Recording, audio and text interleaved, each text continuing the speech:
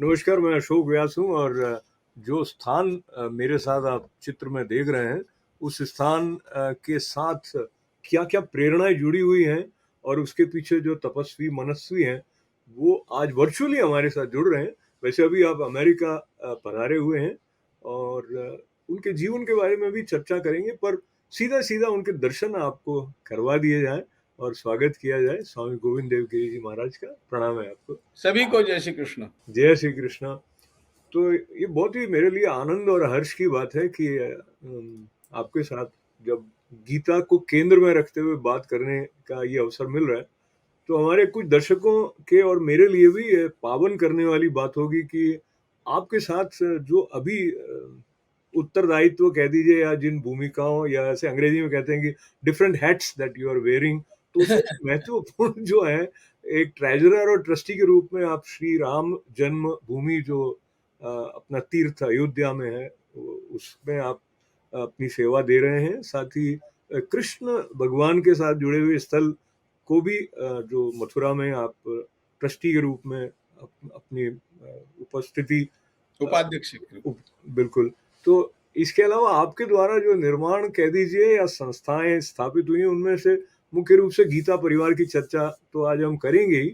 इसके अलावा वेद व्यास जो प्रतिष्ठान है वो भी है।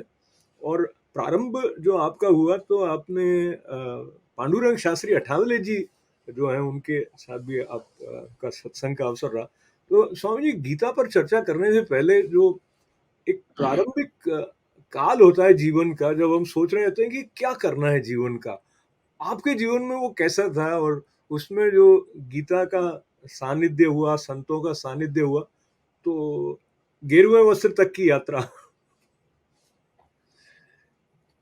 आपने बहुत सारी बातें एक साथ पूछ ली हैं। जी मैं क्रम से इन बातों की ओर आता हूं।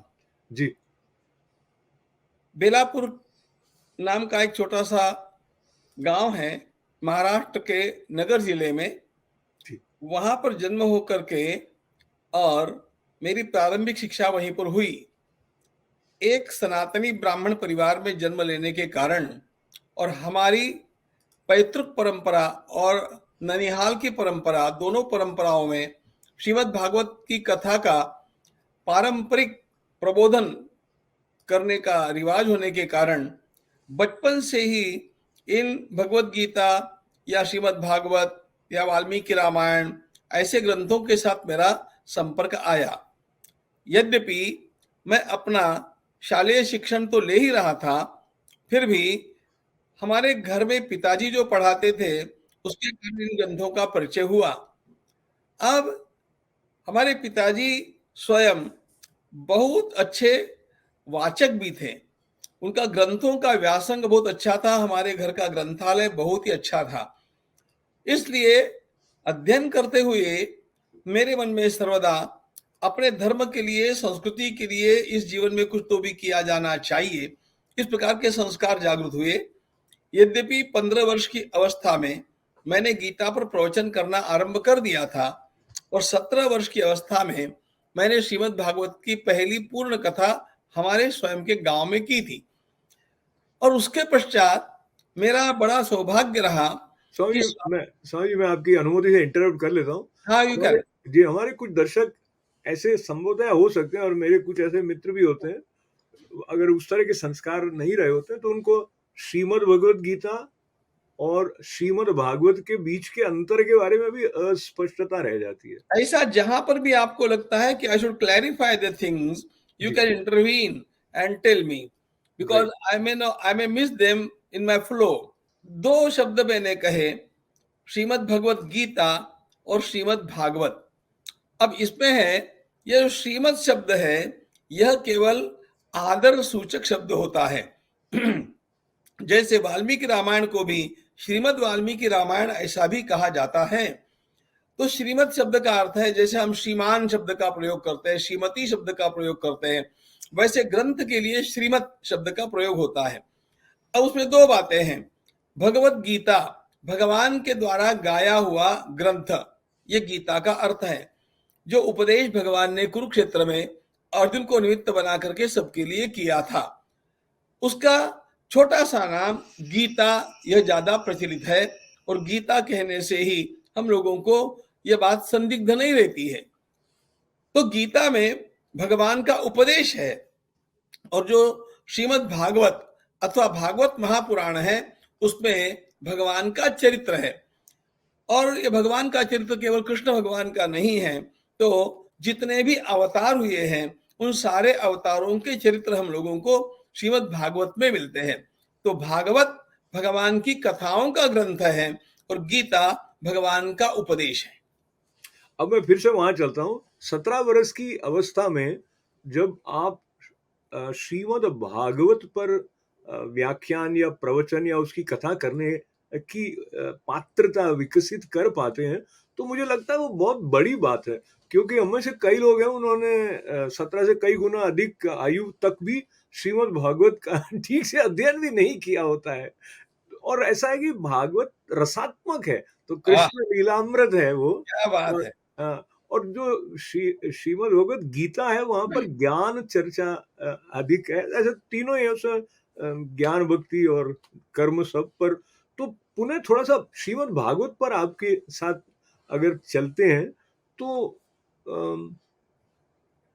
वो जो उसमें गूढ़ तत्व है उसको लेकर भी कई प्रकार के जो प्रश्न आज के समाज में खड़े हो जाते हैं, उन प्रश्नों की तरफ नहीं जाते हुए आपके मन में जो एक साधक था उस समय, और कृष्ण ने जिस तरह आपको अपनी ओर खींचा था, और तो वो कैसा अनुभव था। और मैं एक बात और जोड़ देना चाहता हूँ, एक होता है आप साधक के रूप में या भक्त के रूप में अध्ययन कर रहे हो, एक है आप उसका निष्पादन कर रहे हैं और श्रोता समूह सामने है। तो एक अलग प्रकार की कला, जो वक्तृत्व कला है, वो संभवतः उसकी आवश्यकता, तो उसके लिए भी आपको कुछ सजगता से प्रयत्न करना पड़ा, या जो प्रेरणा का प्रवाह है वो ऐसे आपको जोड़ता गया? थोड़ा इस बारे में। सबसे पहली बात यह है कि 17 वर्ष की आयु में जब मुझे श्रीमद् भागवत का प्रथम सप्ताह अपने गांव में ही करना पड़ा, उस समय मेरे लिए वह एक चुनौती की बात हो गई थी। हमारे गांव में परंपरा रही है, मतलब लगभग 150 से अधिक वर्षों की परंपरा है कि हमारे घराने के द्वारा भागवत की कथा नियमित रूप से होती रही। पिताजी करते थे और पिताजी उस समय अचानक बीमार हो गए, इसलिए मुझे व्यासपीठ के ऊपर तैयारी करके बैठना पड़ा।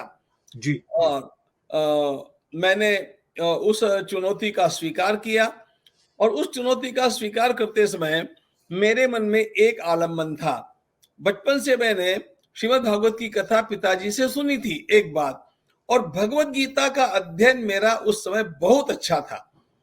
भगवत Gita it was on tip of my tongue, और मैं उसके लिए डिस्कस भी करता था।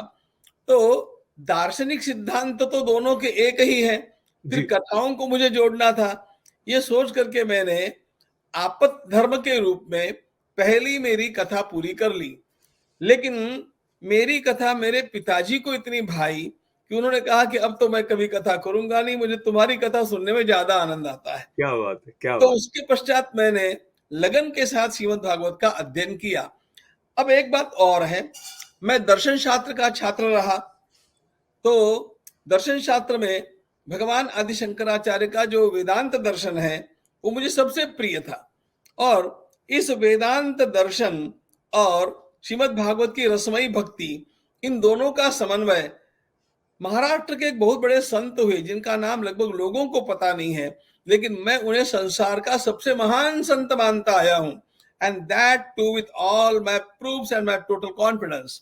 उनका नाम है संत गुलाबराव महाराज जी। उन्होंने शांकराद्वैत और भागवत का रस पक्ष, इन दोनों को जोड़ करके जो उपदेश किया है उससे मैं बड़ा प्रभावित हुआ, और उसके कारण श्रीमद् भागवत में मेरी रुचि बहुत बढ़ती गई।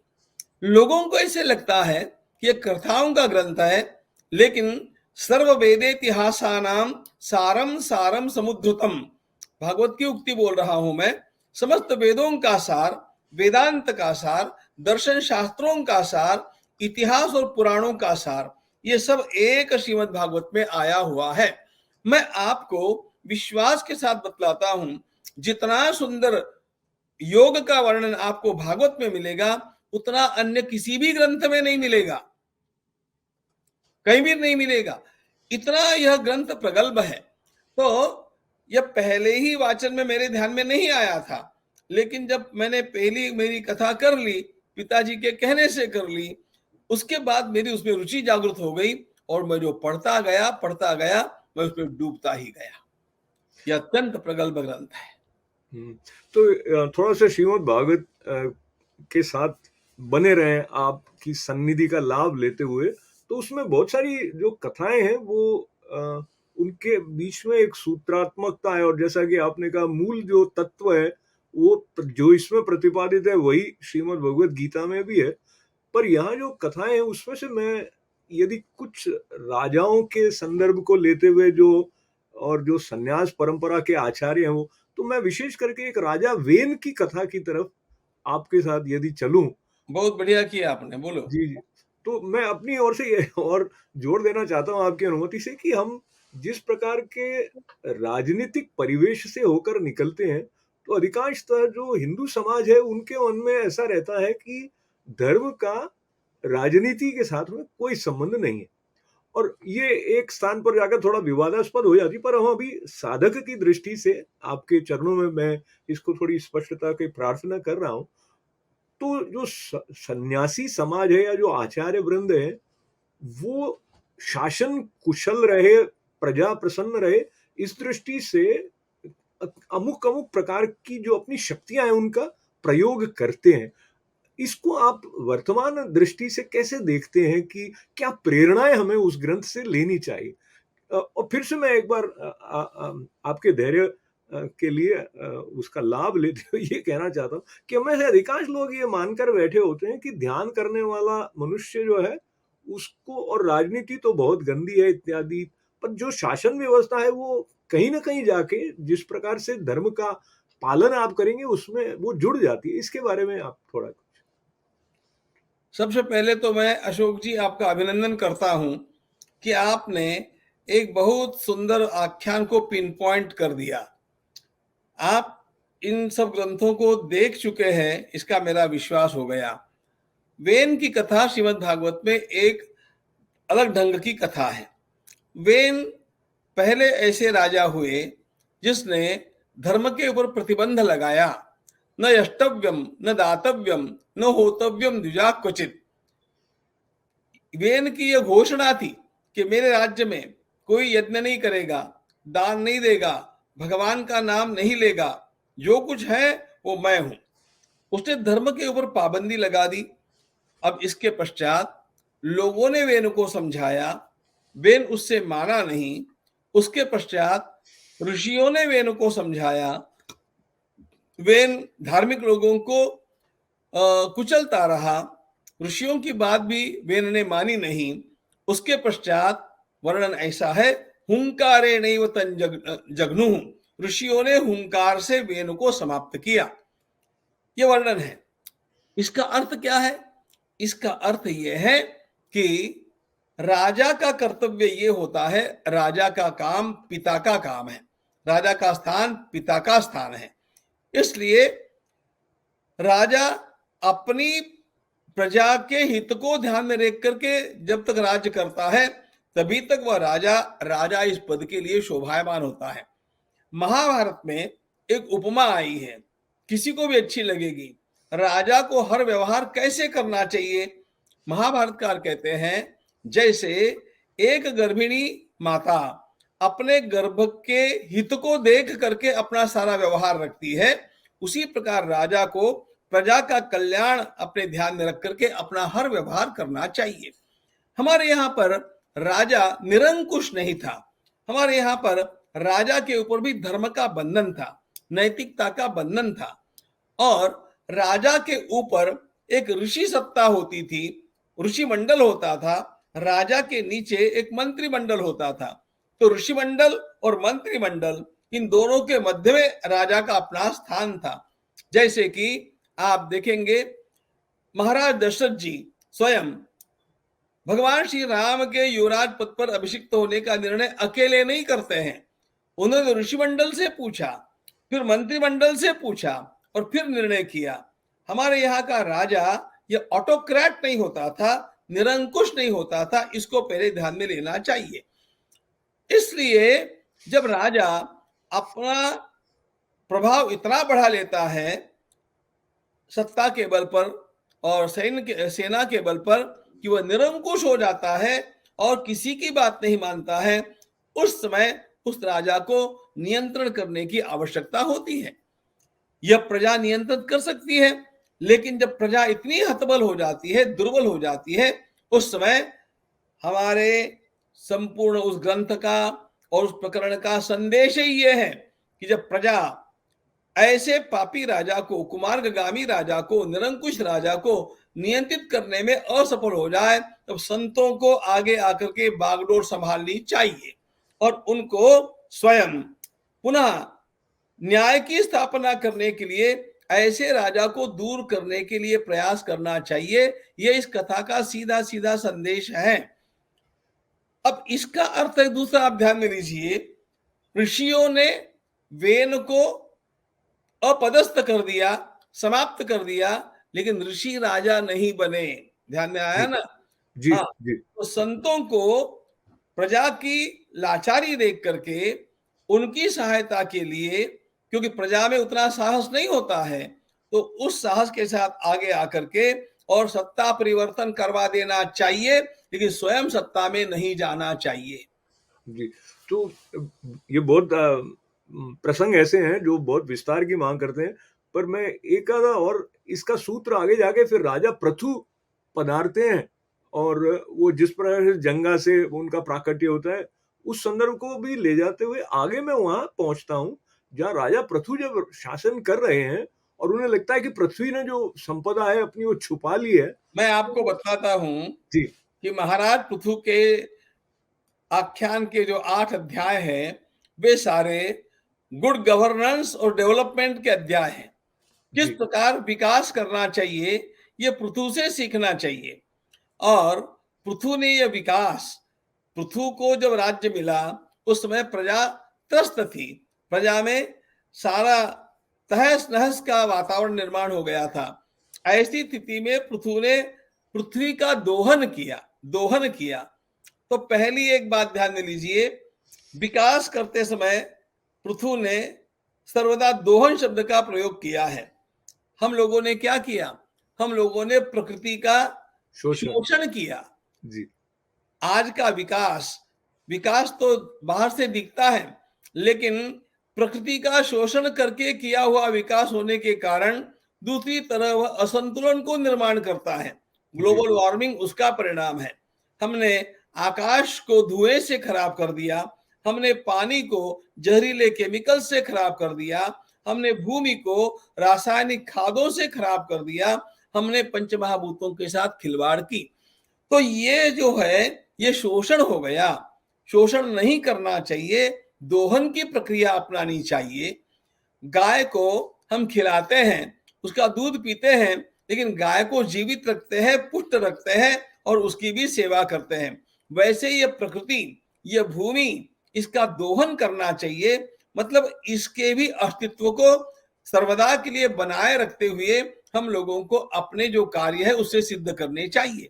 यह शब्द पृथु का है और इसलिए पृथु ने जो दोहन किया उस पर प्रजा में सबसे पहले आरोग्य लाया, फिर शिक्षा लाई, फिर उन्होंने इन प्रजा में जो लोग हैं उनकी संख्या बढ़ने लग गई। तो it was first king Maharaj Prithu who did the reclamations. ये सारे समुद्र को हटा करके प्रजा को कैसे बसाया जाए और पर्वत के ऊपर घरों को कैसे निर्माण किया जाए, ये सारा हमारा शहर कैसा होना चाहिए, किला कैसा होना, ये सारा आर्किटेक्चर पृथु ने दिया है। और इसलिए पृथु ने इतना सुखी प्रजा को बना दिया।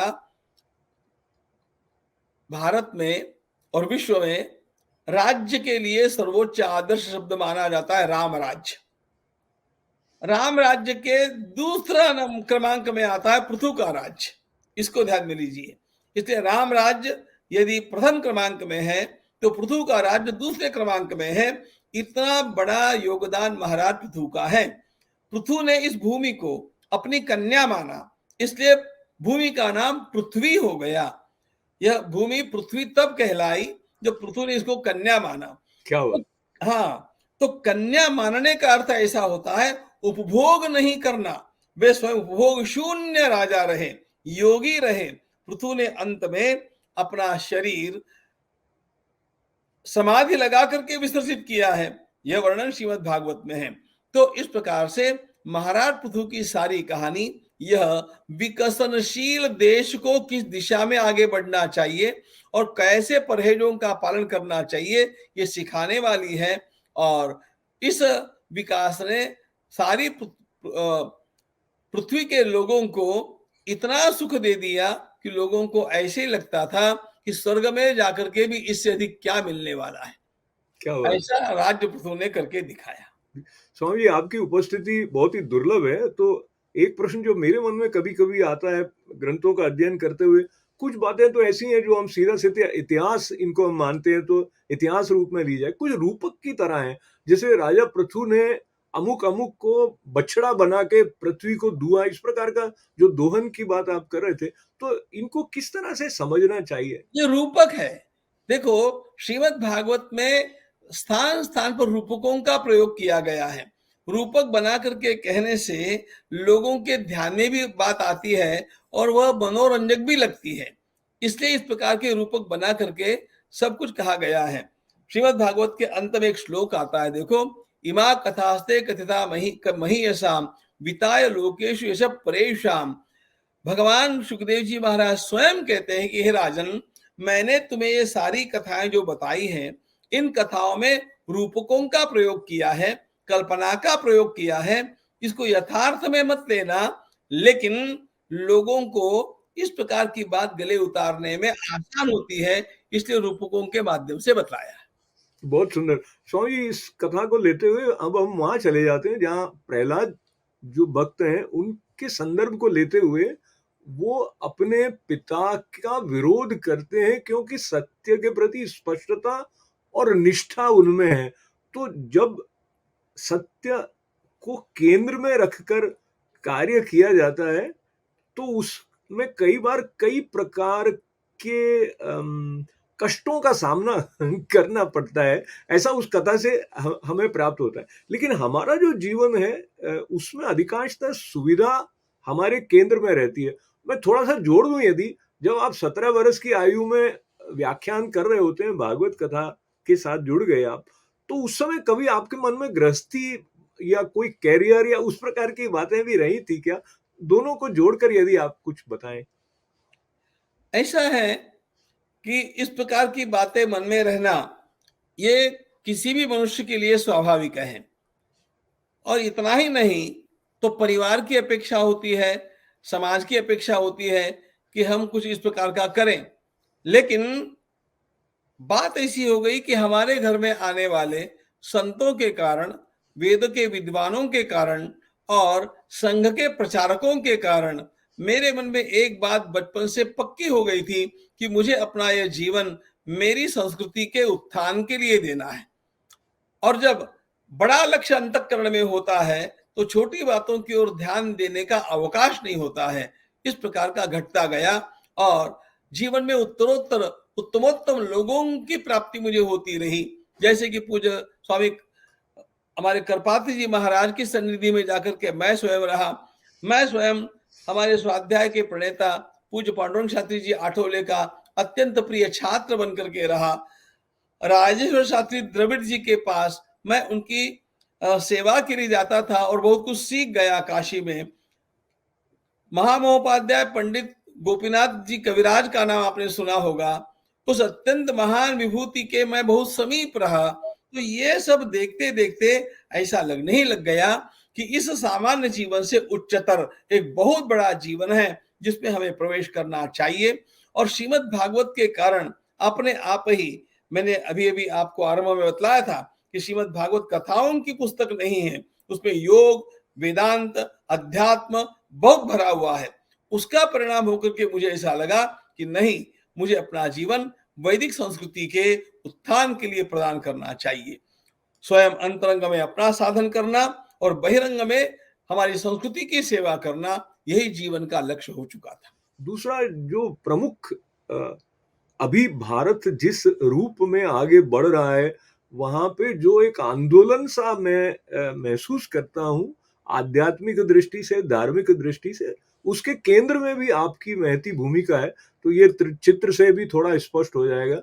आप पीछे यहाँ पर विराजमान हैं, या आप यहाँ पर राष्ट्रपति महोदय थे तब उनके साथ में हैं, और कुछ ऐसे महत्वपूर्ण प्रकल्प आपके माध्यम से हुए। उनमें से एक की चर्चा ये पुराना है, लेकिन इसमें पता लगता है कि 114 से देशों से 23,05,000 साधकों के साथ में लर्न गीता वाला जो प्रकल्प है, गीता सीखना कई लोग मानते हैं कि बहुत ही दुर्लभ है और मुश्किल है, और थोड़ा बताएं कि सरल ढंग से गीता जीवन में उतारने की स्थिति कैसे आ सकती है। मौलिक रूप से मेरे जीवन की मूल धारणा के अनुरूप है। मैंने जितनी भी संस्थाओं का आरंभ किया, उसमें सबसे पहली बात गीता परिवार है।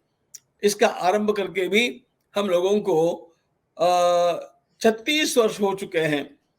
भगवत गीता यह एकमात्र ऐसा आलम्बन है जो हर व्यक्ति के जीवन को चमका सकता है, उसको सार्थकता ला सकता है।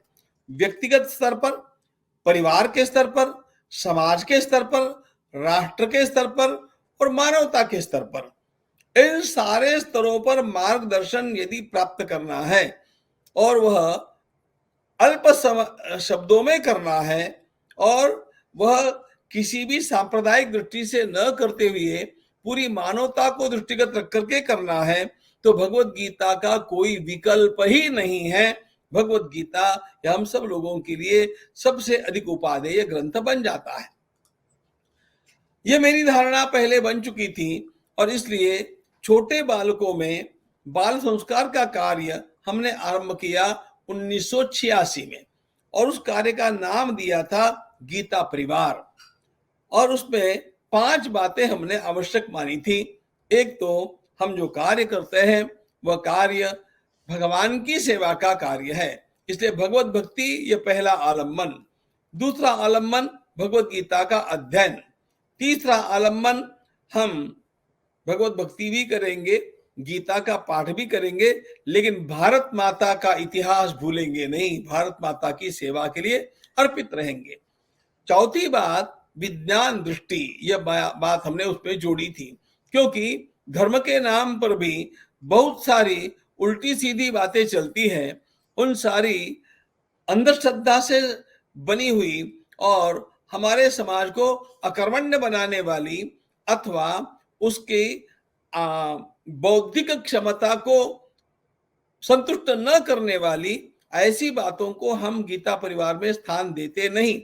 विज्ञान की दृष्टि से ही हम लोग इन सारी बातों का स्वीकार करते हैं, और इन चारों सिद्धांतों के मूर्त रूप के रूप में हमने स्वामी विवेकानंद का प्रतीक स्वीकार किया है।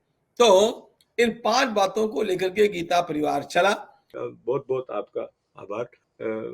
पुनः अपने दर्शकों के साथ में मैं आपकी उपस्थिति में ये याद करूं कि ये बहुत ही दुर्लभ अवसर और बड़ा सौभाग्य हमारा, ऐसे मनीषी, तपस्वी और राष्ट्रीय चेतना को भी समर्पित हमारे स्वामी गोविंद देव गिरी जी महाराज ने हमारे साथ बातचीत के लिए ये जो समय निकाला, तो ये एक बहुत ही विशिष्ट अनुभव मेरे लिए व्यक्तिगत रूप से रहा, और मुझे आशा है और विश्वास है कि हमारे जो दर्शक हैं उनके भीतर भी इससे श्रद्धा का संचार और अधिक होने वाला है। बहुत सारी मंगल कामनाओं के साथ अशोक जी, आपके लिए भी बहुत बहुत आभार। आपने इतने समय में इतने बढ़िया प्रश्नों को रख करके और आपके स्वयं के भी अध्ययन का जो परिचय दिया है वह अभिनंदनीय है। आप इसी प्रकार के निरंतर कार्य करते रहिएगा। आपके लिए शुभकामना। जय भारत। जय भारत, जय भारत और जय श्री राम। जय श्री राम।